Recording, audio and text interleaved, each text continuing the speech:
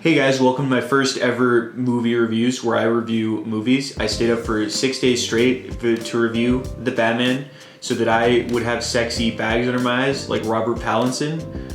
But I also ended up with the other thing, sleep desperation, where you're like really desperate for sleep.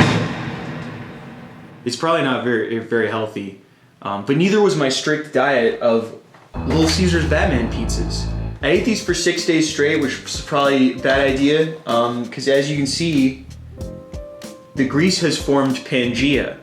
I've probably had like several planets full of grease just in the past few days, but it's cool because I will eat this apple eventually. And you know what they say, an apple a day keeps the doctors away. And so does not having any health insurance. The Batman, not to be confused with Batman, is a movie about a man who dresses up like a bat and fights crime on the streets of Gotham City. With the help of his bestest friend, Commissioner Gordon, and his butler, Batman must face his past, sexily. The film stars Robert Pattinson as Batman, but with mascara. Spoilers. The plot of this movie. We've seen it before. A bunch of city officials and like politicians are getting killed in creative ways by a guy in a gimp suit. He's writing letters to Batman. He's rubbing his nipples. He's like obsessed with the Batman. You find out that there's corruption, and not to spoil too much, but like, you know, it might be like Batman's dad maybe. You're like, what? I did fall asleep, but it is because I stayed up for 6 days. So there's supporting roles in this film. Commissioner Gordon was cool. Right, I liked him. I thought he was a cool guy. He was kind of like Batman's buddy. He was like, hey dude, let's solve this crime. And Batman was like, all right, I got nothing better to do. I hang out on my computer all day, so sure. Plus that kid looks really sad. You know, Bruce Wayne could probably help this child more than Batman could. You know, just give him $1 million. You give him a little trust fund. Give him a good head start on like, oh shit, here comes the action.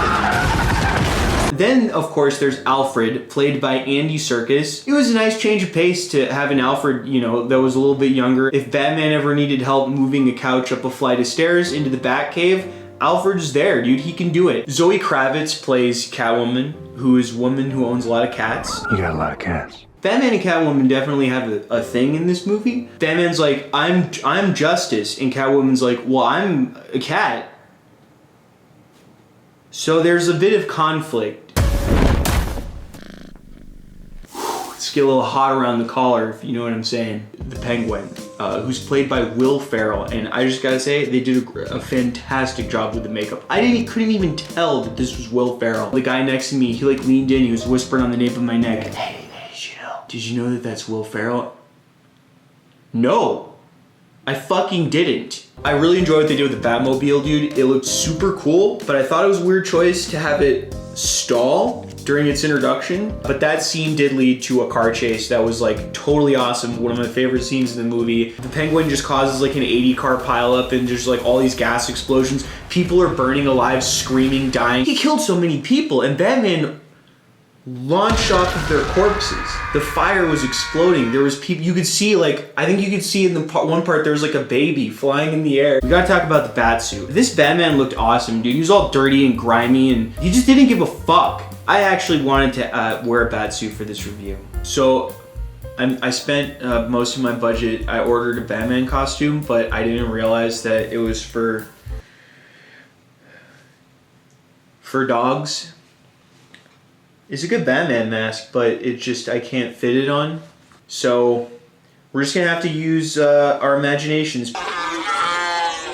The Riddler is played by one of my all-time favorite actors, Paul Dano, and I think they chose Paul Dano because he can make really good insane noises.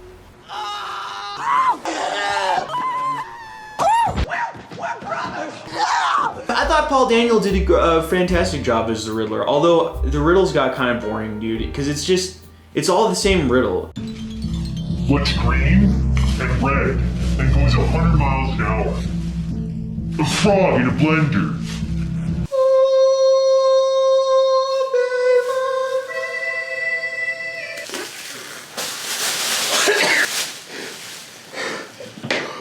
Why would anybody dress like this? This is so dangerous. The Riddler is a fucking idiot. I'm vengeance. All in all, the film has a great atmosphere, cool action sequences, and sexy people dressed up in sexy costumes. So if you like the colors black and orange, and if you like people in tight leather costumes getting wet, The Batman 2022 is the film for you.